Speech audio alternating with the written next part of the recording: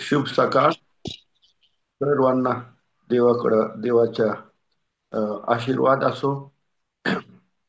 या ठिकाणी आपल्या समोर मी तीन गैरसमज ह्या अ, वृत्तांताविषयी बोलणार आहे. तीन शास्त्रातले गैरसमज आहेत त्याविषयी.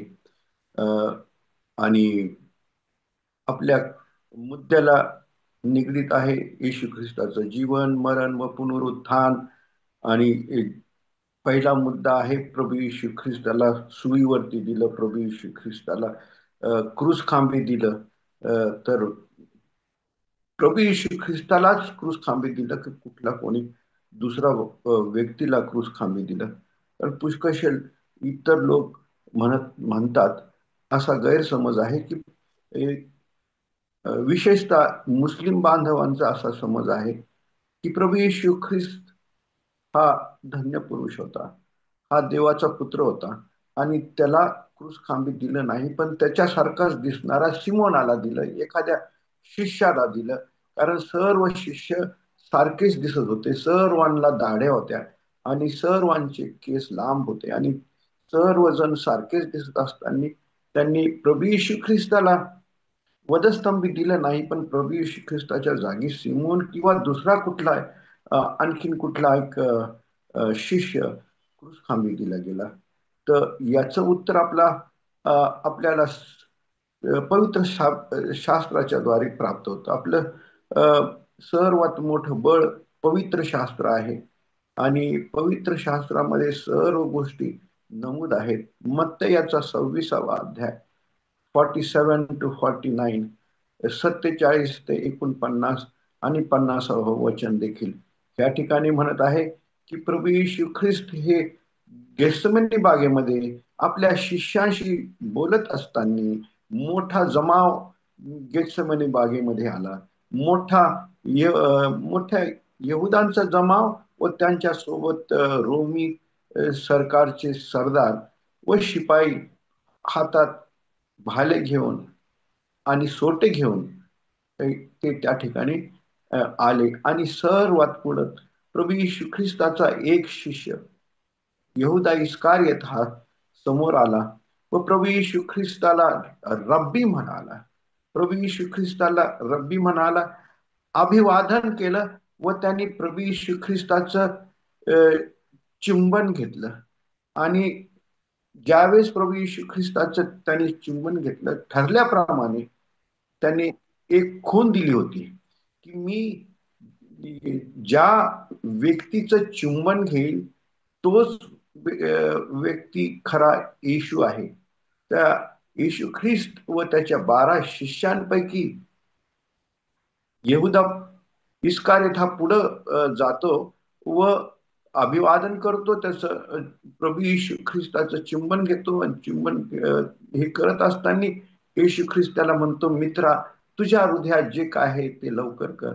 आणि अशा रीत्या सर्व जे शिपाई त्यांच्या सोबत आलेले असतात त्यांनी ताबडतोब ज्याचं चुंबन घेतलं प्रभू येशू ख्रिस्ताला धरतात आणि तिथून नेतात. तर ह्या ठिकाणी ही छोटीशी ओवी आहे. त्या ओवीने आपलं समाधान होत आहे. ह्या ठिकाणी जर बेनिफिट ऑफ डाऊट इंग्रजीमध्ये म्हणतात, बेनिफिट ऑफ डाऊट किंवा शक करण्यासाठी वाव, शक करण्यासाठी जागा इथं उरत नाही. कारण प्रभू येशू ख्रिस्ताचं चुंबन घेतलं गेलं आणि प्रभू येशू ख्रिस्तालाच धरलं. त्या ठिकाणी जर लक्षात ठेवा, जर ह्या शास्त्रामध्ये चुंबन याच याची नोंद नसती तर शक करण्यास, बेनिफिट ऑफ डाऊट किंवा शक करण्यास जागा असते. पण ही जागा ही या ठिकाणी उरलेली नाही. तर देवाची स्तुती असो की बारीक बारीक गोष्टी या शास्त्रामध्ये लिहिलेल्या आहेत. आणि दुसरा मुद्दा असा आहे की रोमी सरकार त्यावेळेस सर्व शक्तिशाली होतं आणि सर्व जगावरती त्यांचं राज्य होतं. म्हणून रोमी सरकार हे अज्ञान नव्हते किंवा मूर्ख नव्हते, फुलिश नव्हते, की जेणेकरून कोणालाही उचला आणि क्रूस खांबी द्या. म्हणून केवळ केवळ आणि केवळ प्रभू येशू ख्रिस्तालाच त्यांनी धरलं आणि क्रूस खांबी दिलं. या वरती कुठलाही डाऊट राहत नाही, शक राहत नाही आणि उरत नाही. दुसरं दुसरा गैरसमज समाजामध्ये पसरला गेला आहे, सैतानाने पसरवलेला आहे आणि सैतानिक लोकांनी हा पसरवलेला आहे. तो म्हणजे ठीक आहे, प्रभू येशू ख्रिस्ताला वधस्तंभी दिलं, पण दुसरा मुद्दा की प्रभू येशू ख्रिस्ताला वधस्तंभावरून जिवंतच काढलं. थोडीशी हृदयामध्ये धुगधुगी होती आणि प्रभू येशू ख्रिस्त जिवंत होता आणि त्याला वधस्तंभावरून काढून थडग्यात ठेवलं आणि थडग्यामध्ये जो एसीचा एअर कंडिशनचा प्रभाव होता, थंडगार थडग होत, त्याने त्याला पुनर्जीवन दिलं, त्यांनी त्याला सशक्त केलं आणि प्रभू येशू ख्रिस्त जिवंतच बाहेर आला. हा गैरसमज सैतानाने लोकांमध्ये पसरवलेला आहे आणि म्हणूनच आपण शास्त्राकडे पुन्हा वळत आहे. शास्त्रामध्ये बारकाईने गोष्टी नमूद आहेत. शास्त्र काय म्हणत आहे? लोक सोडा, पण शास्त्रामध्ये पवित्र आत्म्याच्या द्वारे आणि संदेश त्यांच्या हाताने हे शास्त्र बारकाईने लिहून ठेवलेलं आहे आणि यामध्ये उत्तर आहे. आणि हे असं लिहिलं आहे की प्रभू येशू ख्रिस्त ज्यावेळेस वधस्तंभी होता, त्यावेळेस यहुदी सर्व यहुदी लोक पिलाताकडे गेले आणि तो दिवस त्यांचा शुक्रवारचा दिवस होता, शाबाताच्या तयारीचा दिवस होता आणि म्हणून ते पिलाताला विनंती करून त्यांची परवानगी घेऊन त्यांना विनंती केली की आमचा मोठा साबात आहे आणि वधस्तंभावरती शरीर राहू नये, शाबाताच्या दिवशी वधस्तंभावरती शरीर राहू नाही, म्हणून ते काढावेत आणि जे आरोपी वधस्तंभावरती आहेत ते जिवंत आहेत, त्यांचे पाय तोडले जावेत आणि त्यांना पाय तोडून त्यांना पूर्णपणे मारून त्यांना खाली काढले जावे. आणि योहान याचा योहान याचा 19वा अध्याय 31 ते 37, योहान 19 31 ते 37 मध्ये असं लिहिलं आहे की पिलाताने त्यांची विनंती मान्य केली आणि मान्य केल्यानंतर शिपाई पुढे धसले. वधस्तंभाच्या खाली जाऊन त्यांनी पहिल्या आरोप्याचे पाय तोडले, कारण तो कणत होता, जिवंत होता, रडत होता. दुसऱ्या आरोप्याचे देखील पाय तोडले गेले, गुडघे तोडले गेले आणि परिपूर्ण त्यांना मारलं गेलं. आणि ज्यावेळेस ते येशू ख्रिस्ताच्या क्रुसाच्या खाली आले, त्यावेळेस तो शिपाई म्हणाला की असं वृत्तांत आहे योहान याचा 19वा अध्याय 31 ते 37 मध्ये की अहो, हा तर मरण पावला, हा तर कणत नाही, यांनी तर मान वाकून याचा तो स्थिर आहे. दुसरा कोणी म्हणाला की अरे, तू असं कर, तो जिवंत आहे की नाही याचं निदान करण्यासाठी तू तुझ्या हातातला भाला त्याच्या कुशीत कुशीत खुपस. आणि त्या शिपायाने तो भाला, प्रभू येशू ख्रिस्त जो मरण पावला होता, प्रभू येशू जिवंत नाही, मरण पावला होता, त्याच्या कुशीत तो भाला खुपसला गेला. आणि ज्यावेळेस भाला आत गेला त्यावेळेस रक्त आणि पाणी आलं. आणि हे योहानाच्या 19वा अध्याय 31 ते 37 मध्ये दिलेलं आहे. आणि ज्यावेळेस असं झालं त्यावेळेस सर्व जणांनी, ज्यांनी ते पाहिलं त्यांनी साक्ष दिली. 35वं वचन फार महत्वाचं आहे. 35वं वचन फार, साक्ष. ज्यांनी जे ते पाहिलं, ते दृश्य पाहिलं, त्यांनी साक्ष दिली. कारण ते इतरांसाठी, इतरांना देखील ते विश्वास ठेवण्यासाठी मदत होईल. आणि 36वा वचन असं म्हणत आहे, कारण त्याचे हाड तोडले न जावे, हा शास्त्रलेख होता.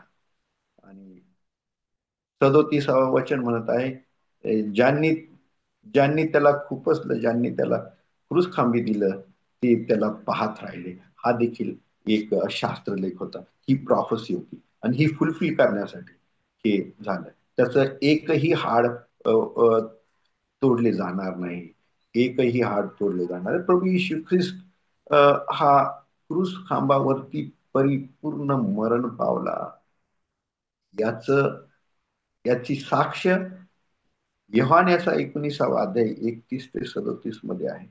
म्हणून भाला खुपसणं हे वाक्य जर शास्त्रामध्ये नसतं, तर आपल्याला डाऊट करण्याचा, the benefit of doubt, benefit म्हणजे त्याचं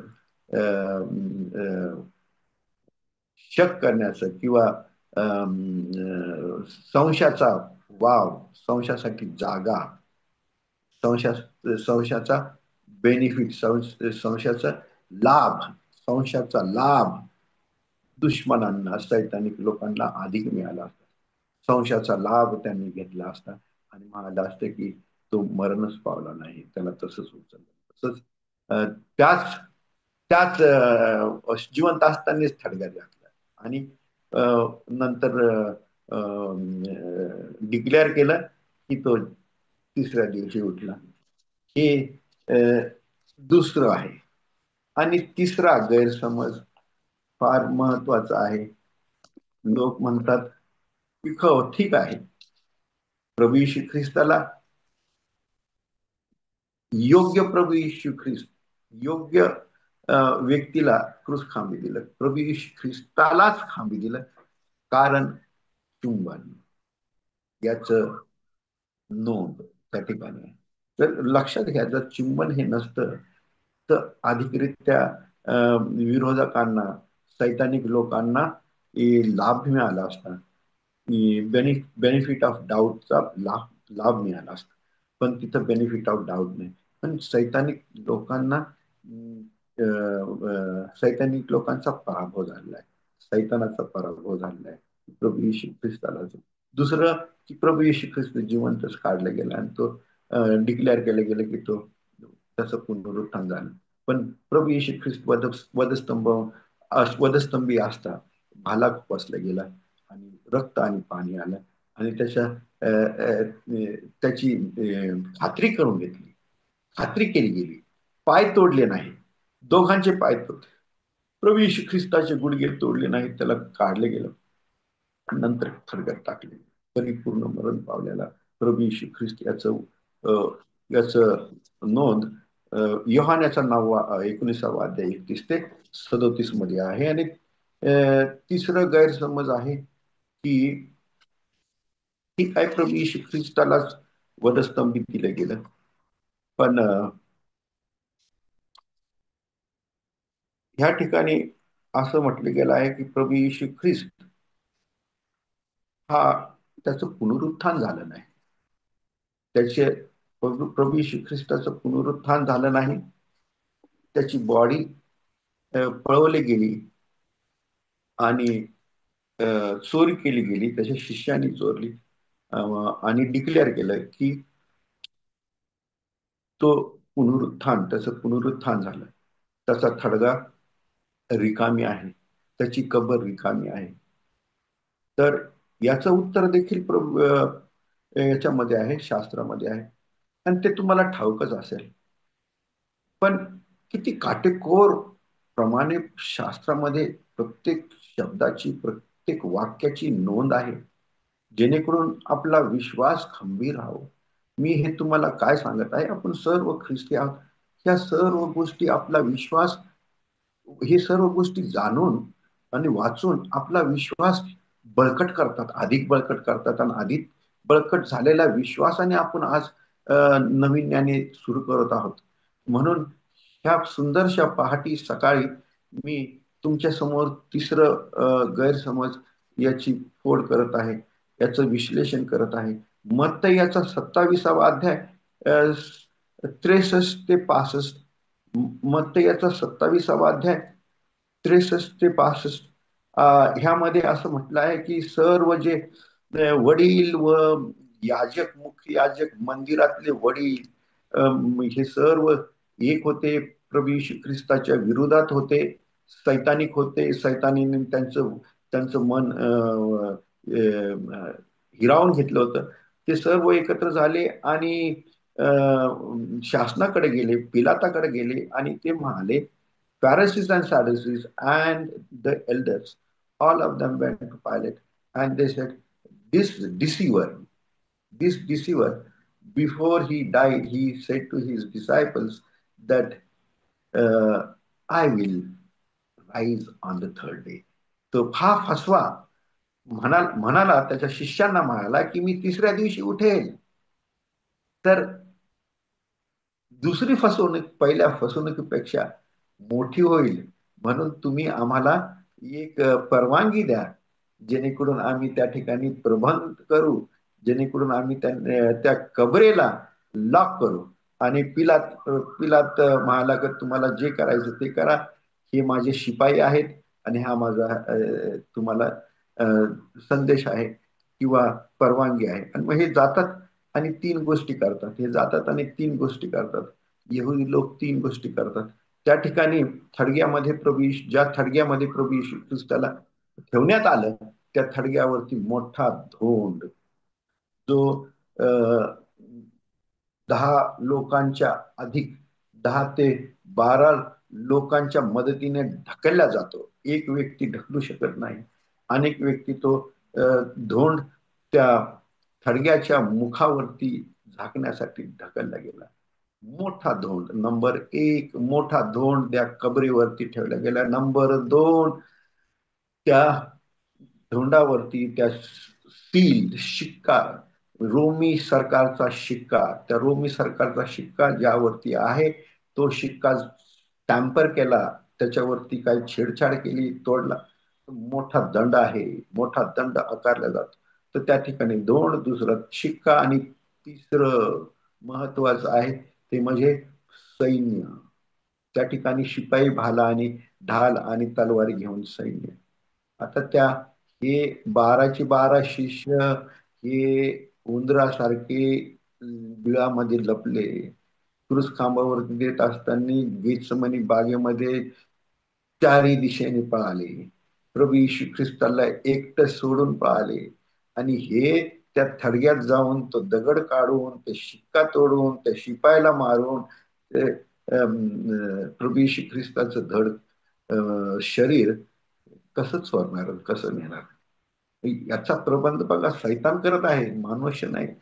सैतान की प्रभू येशू ख्रिस्त उठूच नाही आणि उठलेला प्रभू येशू ख्रिस्त बाहेर निघूच नाही. त्यामुळे सगळ्या जगाचा सर्व शक्ती त्या थडग्यात लावली. मी कधी कधी माझ्या स्वतःला म्हणतो की आपल्या शिपायाची शिपायाची फौजदारी किंवा राखण, शिपायाचं राखण कुठल्याच कब्रस्तानात नाही. शिपाई मी कुठल्याच कब्रस्तानात नाही बघितले. शिपाई मी एटीएम मध्ये बघितले, बँकेत बघितले, ज्या ठिकाणी अनमोल खजिना आहे त्या ठिकाणी बघितले. पण मी शिपाई हे कब्रस्तानात राखण करत आहे थडग्याची, हे बघितलं. तर प्रभू येशू ख्रिस्ताचा थडगा, प्रभू येशू ख्रिस्ताची कबर यावरती राखण ठेवली आणि त्यावरती त्या ठिकाणी शिपाई ठेवले गेले. अशा रीत्या तिसऱ्या दिवशी मोठा चमत्कार होतो. मत्तई याचा 28वा अध्याय 1 ते 15. मत्तई याचा 28वा अध्याय 1 ते 15. सकाळीच, रविवार सकाळीच पहिल्या दिवशी, आठवड्याच्या पहिल्या दिवशी मोठा मोठा भूमिकंप होतो. स्वर्गीय दूत खाली येतो व स्वर्गीय दूत खाली येताना व भूमिकंप होताना हे शिपाईने बघितला. सर्व शिपाई होते. धरती हल्ली, वरून देवदूत आलेला बघितलं, त्यांचा थरथर काप झाला. आणि ते शक्तीहीन झाले असं शास्त्र म्हणत. मग ते याचा 28वा अध्याय 1 ते 15 तुम्ही वाचा. त्या ठिकाणी संपूर्ण वृत्तांत आपल्यासाठी दिलेला आहे. साक्ष तिथे दिलेलं आहे. प्रूफ आहे की प्रभू प्रभू येशू ख्रिस्ताच्या थडग्यात त्या ठिकाणी भूमिकंप झाला आणि धरती आली आणि वरून देवदूत आला. आता देवदूत आल्यामुळे भूमिकंप झाला हे माहित नाही, पण तिथं भूमिकंप झाला, देवदूत आला, प्रकाशित झालं आणि त्या त्या दांडग्या आणि सशक्त बलवान असे शिपाई होते, असे त्या ठिकाणी राखण करणारे गडी होते. ते सर्व अशक्त झाले. शक्ती त्यांच्या हातातून भाले निसटले, तलवारी निसटल्या आणि ते खाली पडले. आणि ते असं म्हटलंय की ते मृत्युमुख झाले, की ते त्यांच्या शक्ती राहिली नाही. पण मेंदू चालत होता, डोळे उघडे होते आणि ते डोळे उघडलेले डोळे सर्व बघत होते की देवदूत आला. तो धोंड देवदूताने ढकलला आणि प्रभू येशू ख्रिस्त बाहेर आला. प्रभू येशू ख्रिस्ताचं पुनरुत्थान त्यांनी बघितलं. आणि ज्यावेळेस प्रभू येशू ख्रिस्त बाहेर आला त्यावेळेस तो त्यांच्या शरीराला राखून त्याचे पाय ठेवून त्यांच्यावरून तो चालले गेला, पण त्याला त्या शिपायाने त्याला स्पर्श देखील केला नाही, करू शकले नाहीत, कारण शक्तीच नव्हती. बलवान होते पण शक्ती नव्हती. प्रभू येशू ख्रिस्त त्यांना तुडवून बाहेर पडला. हे दृश्य त्यांनी बघितलं आणि प्रभू येशू ख्रिस्त गेल्यानंतर त्याचं पुनरुत्थान त्यांनी बघितलं. आणि हे शिपाई सकाळी सकाळी पहाटे दूधवाले रोडवरती असतात, वर्तमानपत्र किंवा पेपर टाकणारे आपल्या दारी असतात. अशा वेळेस पहाटे ज्यावेळेस थोडा अंधार असतो, थोडा उजेड असतो, त्यावेळेस ते पोलीस लोक रस्त्यावरती मोठा झुंडच्या झुंड जर पळत असला तर लोक म्हणते, अरे आज तर हे एक्सरसाइज साठी पळणार नाहीत, हे तर पोलिस पळत राहिले. सर्व लोकांनी बघितले पोलीस आणि ते सर्व पिलाताकडे गेले नाही, मंदिराच्या मंदिराच्या वडिलांकडे, फॅरसीस साधोसीस या लोकांकडे गेले, मुख्य याजका खयाफासकडे गेले, मोठ्या मंदिराचे वडील लोकांकडे गेले आणि त्यांनी ते बोलू लागले की प्रभू येशू ख्रिस्त उठला हो, प्रभू येशू आम्ही आमच्या डोळ्याने बघितलं, प्रभू येशू ख्रिस्त उठला हो, अहो आतमध्ये या, बोलू नका, आतमध्ये या. सर्वांना आत घेतलं आणि त्यांना सांगितलं की प्रभू येशू ख्रिस्त उठला आहे असं सांगू नका, पण असं सांगा की प्रभू आम्ही झोपले असताना त्याच्या शिष्य आले व प्रभू येशू ख्रिस्ताला, प्रभू येशू ख्रिस्ताचं शरीर, पार्थिव शरीर हे घेऊन गेले, चोरून गेले. ते म्हणाले की आम्ही ड्युटीवरती झोपला, आम्हाला रोमी सरकार दंड, त्याची काळजी करू नका, आम्ही ते देखील करू. याची नोंद आहे, याची या ठिकाणी नोंद आहे. मत्ती याचा 28वा अध्याय 11 ते 15 मध्ये या ठिकाणी नोंद आहे की ते त्या ठिकाणी त्यांना लाच दिली गेली, bribe. The Roman soldiers were bribed by the priest, and this is recorded in Matthew 28:11-15. And the soldiers were told to spread the lies that while we were asleep, while we had slept at the night, the disciples of Jesus came by night and stole away the body. The truth is that Jesus Christ did rise from the dead. येशू ख्रिस्त सत्य काय आहे की प्रभू येशू ख्रिस्त याचं पुनरुत्थान झालं. तर हे शास्त्र असं सांगत आहे. प्रभू एवढंच नाही, प्रभू येशू ख्रिस्त उठला, तो सर्वांनी बघितला. याची देखील नोंद शास्त्रामध्ये आहे. पहिले करिंथ 15वा अध्याय 3 ते 8 पाऊल म्हणत आहे की प्रभू येशू ख्रिस्त उठला हे पहिले सिफासनी बघितलं, म्हणजे पेत्रांनी बघितलं, नंतर 12 शिष्यांनी बघितलं, नंतर याकोबाने बघितलं, नंतर 500 पेक्षा अधिक लोकांनी बघितलं. पहिले करेन त्याचा 15वा अध्याय 3 ते 8 असं म्हणत आहे, उठलेला प्रभू येशू ख्रिस्त, पुनरुत्थान झालेला प्रभू येशू ख्रिस्ताला पहिले सिफासनी बघितलं, नंतर 12 शिष्यांनी बघितलं, नंतर 500 पेक्षा जास्त अधिक लोकांनी बघितलं, याकोबाने बघितलं, आणि पॉल म्हणे मी देखील बघितलं, मी सर्वात शेवटी पापी पुरुषाने मी देखील बघितलं, पॉल म्हणत आहे.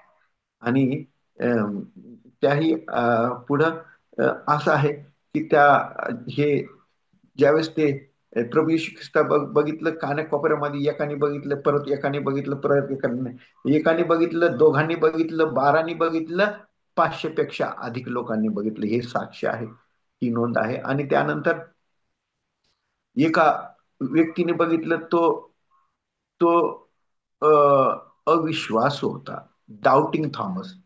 ज्यावेळेस प्रभू येशू ख्रिस्तांनी दर्शन दिलं त्यावेळेस तो त्या ग्रुपमध्ये नव्हता, म्हणून सर्व लोक त्याला म्हणाले, सर्व शिष्य त्याला म्हणाले, अरे प्रभू येशू ख्रिस्त उठला, आम्ही बघितला, मी विश्वास ठेवणार जोपर्यंत मी माझे बोट त्याच्या हाताच्या खीळ ज्या ठिकाणी मला त्या ठिकाणी घालेल आणि कुशीत हात घालेल, तोपर्यंत मी विश्वास ठेवणार नाही.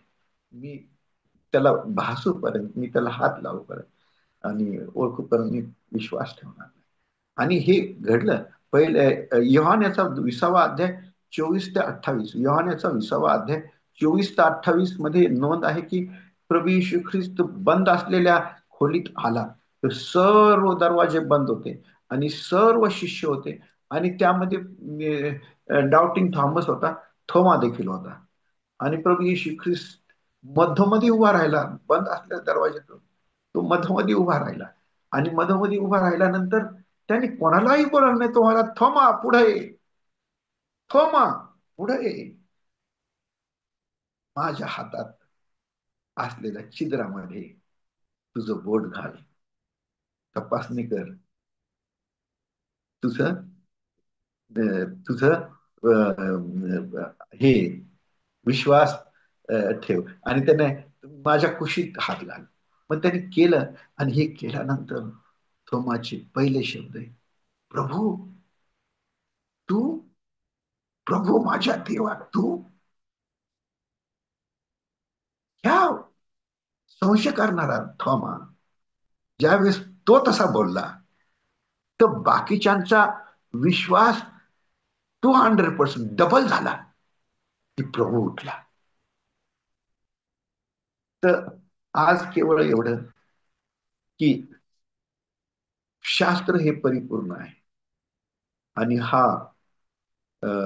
मोठा मुद्दा प्रभू येशू ख्रिस्ताचं जीवन, त्याचं मरण व त्याचं पुनरुत्थान हे आपल्याला जाणून घेणं आहे. प्रभू येशू ख्रिस्त मरण पावला, आणि त्याचं उदाहरण त्याचे साक्ष चुंबनाची नोंद आहे. हे चुंबन उगच नाही, ते तिथं आलेलं आहे, आणि त्याचा हेतू आहे की हे सिद्ध करणं की प्रभू येशू ख्रिस्तालाच त्यांनी उचललं होतं. व दुसरा मुद्दा आहे की रोमी सरकार फार पॉवरफुल होतं, बलवान होतं.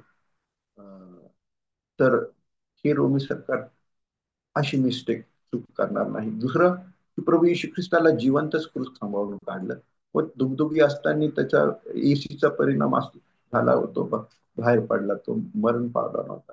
हे देखील सैतान लोकांच्या मनात टाकत आहे, अविश्वास करत आहे. पण ह्याची देखील तिथं नोंद आहे की प्रभू येशू ख्रिस्ताला परिपूर्ण मारल्यानंतरच भाला भाल्याची नोंद नसती, तर वाव असता, बेनिफिट ऑफ डाऊट असतं. तिसरं की प्रभू येशू ख्रिस्त उठलाच नाही, त्याचं पार्थिव शरीर, हे देखील मत्तयाचा 28वा अध्यायामध्ये लाच दिली गेली, हे शब्द आहेत.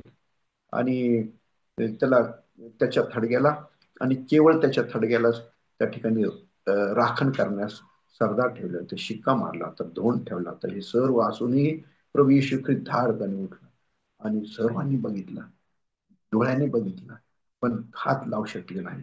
म्हणून ते तिथून प्रभू येशू ख्रिस्त गेल्यानंतर ते सुटले, आणि वाऱ्यासारखे जाऊन अं, मंदिराचे पुढारी होते, त्या मंदिराच्या पुढारीने ते सर्व वृत्तांत सांगितलं, आणि ते देखील आश्चर्यचकित झाले.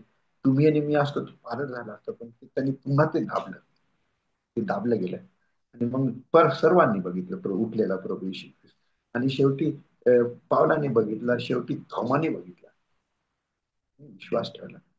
परमेश्वर धन्य जे त्यांनी न बघता माझ्यावरती विश्वास. देव करू आपणा सर्वांचा आशीर्वाद करा. धन्यवाद.